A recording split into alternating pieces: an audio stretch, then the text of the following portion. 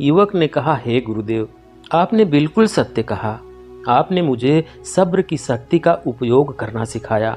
अब मैं समझ गया हूँ कि आज तक मुझे धन संपदा क्यों नहीं मिली, क्योंकि धन संपदा के लिए मैंने कोई कर्म ही नहीं किया, और जब कर्म ही नहीं किया तो कर्म फलित कैसे होगा। दोस्तों, आपने अपने जीवन में एक बात जरूर सुनी होगी, और वह यह है कि सब्र रख सब होगा। लेकिन हमें अपने जीवन में कितना और कब तक सब्र रखना चाहिए, क्योंकि सब्र की तो कोई सीमा ही नहीं होती। और जैसे ही आपने सवाल उठाया, आपका सब्र टूट गया। वास्तव में सब्र एक बहुत शक्तिशाली इच्छा है, जो आपको वह पाने में मदद करती है जिसे पाने के लिए सब कुछ नामुमकिन सा लगता है। लेकिन सब्र का उपयोग करना हर कोई नहीं जानता। तो चलिए इसे एक कहानी के माध्यम से जानते हैं। दोस्तों, एक महात्मा एक गांव में अपना प्रवचन दे रहे थे।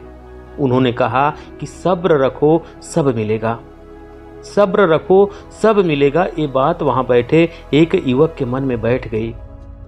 प्रवचन समाप्त होने के बाद वह महात्मा के पास आया और उस युवक ने कहा, हे गुरुदेव, अगर मैं सब्र रखूं तो क्या मैं जो चाहूं वह सब मिलेगा।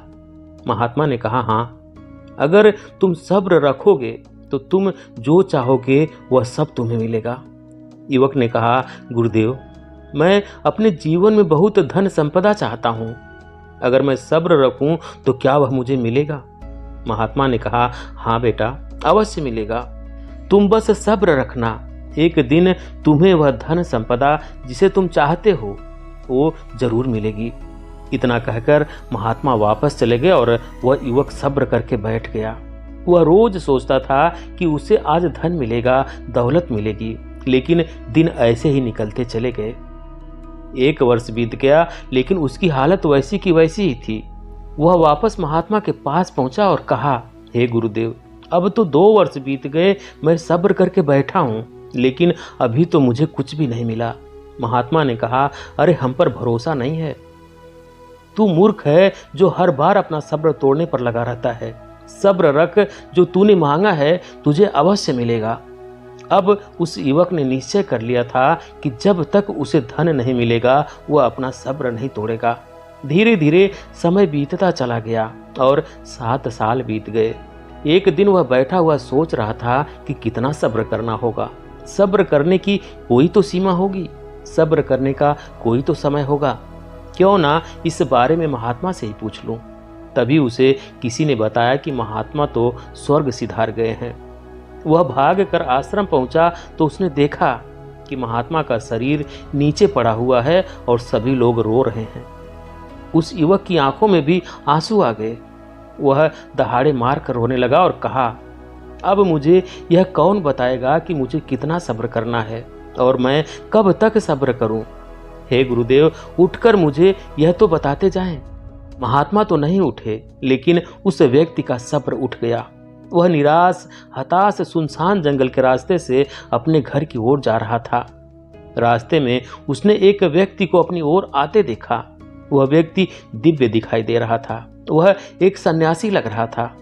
वह युवक उस सन्यासी के पास पहुंचा और कहा, महाराज, क्या आप कोई गुरु हैं या कोई सन्यासी हैं। सन्यासी ने कहा, पता नहीं, कोई गुरु कह देता है तो कोई सन्यासी कह देता है, कोई मित्र तो कोई भाई कह देता है, कोई पागल भी कह देता है। जिसको जैसा मैं समझ में आता हूं वह मुझे वैसा ही कह देता है। युवक ने कहा, हे गुरुदेव, मैं बहुत दुविधा में हूं, क्या आप मेरी दुविधा का समाधान कर सकते हैं। सन्यासी ने कहा, ठीक है, तुम मुझसे अपनी दुविधा बता सकते हो, शायद मैं तुम्हारे किसी काम आ सकूं। युवक ने कहा, हे गुरुदेव, मेरे गुरु ने मुझे सब्र रखने के लिए कहा था। उन्होंने कहा था कि अगर मैं सब्र रखूंगा तो एक दिन मुझे धन संपदा अवश्य मिलेगी। धीरे धीरे 7 साल बीत गए और मैं सब्र करता चला गया। आज मैंने सोचा कि मैं उनसे पूछ ही लूं, कितना और कब तक सब्र करना होगा। कोई तो समय होगा, इसकी कोई तो सीमा होगी। परंतु आज जब मैं आश्रम गया तो मैंने देखा कि गुरुदेव तो मृत्यु को प्राप्त हो गए और मुझे मेरे सवाल का जवाब नहीं मिला कि मुझे कितना सब्र करना है। क्या आप मुझे बता सकते हैं कि मुझे कितना सब्र करना चाहिए। सन्यासी ने कहा, क्या तुम्हें भूख लगी है? युवक ने कहा, हाँ गुरुदेव, बहुत भूख लगी है, आज सुबह से मैंने कुछ भी नहीं खाया है।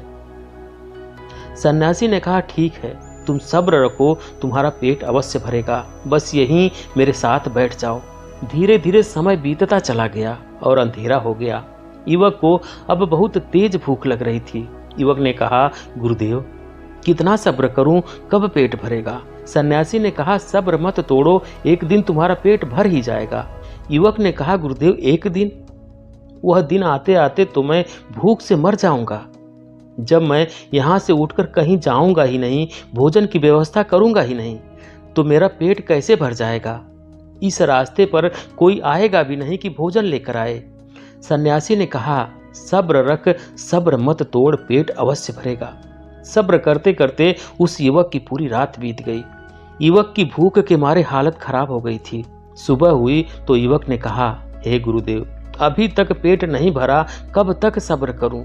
सन्यासी ने कहा, चिंता मत कर, एक दिन पेट अवश्य भरेगा। युवक ने कहा, गुरुदेव, मैं आपको बताता हूं कि पेट कैसे भरा जाता है, आप मेरे साथ चलें। युवक सन्यासी को अपने साथ लेकर अपने घर पहुंचा।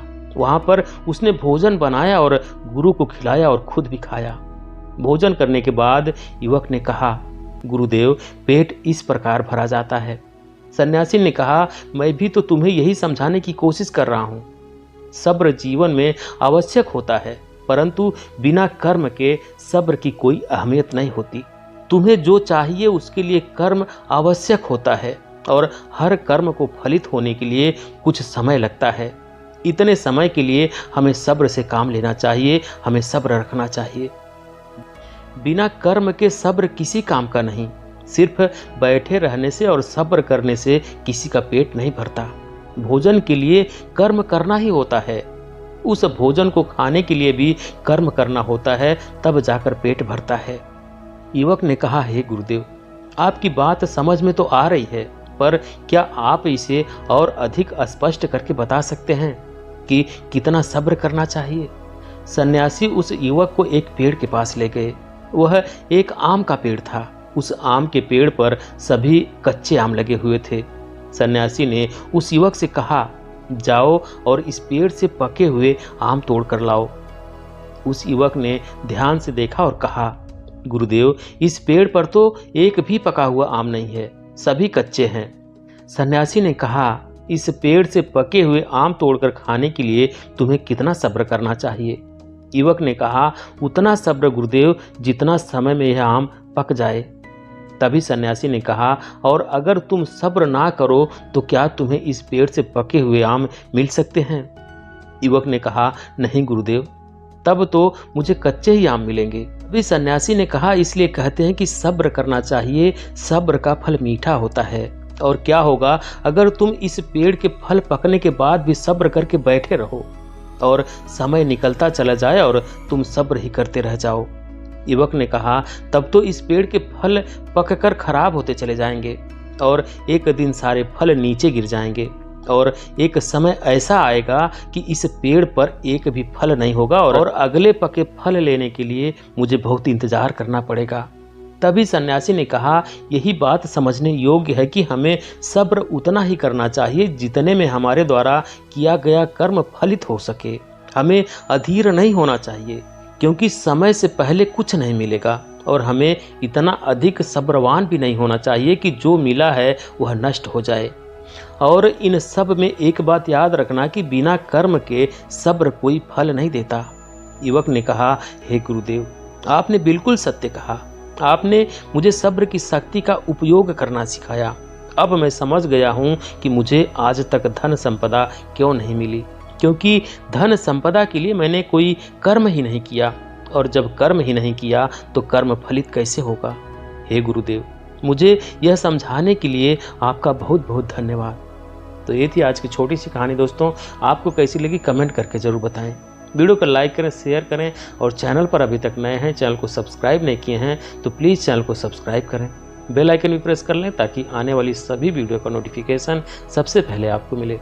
वीडियो देखने के लिए बहुत बहुत धन्यवाद।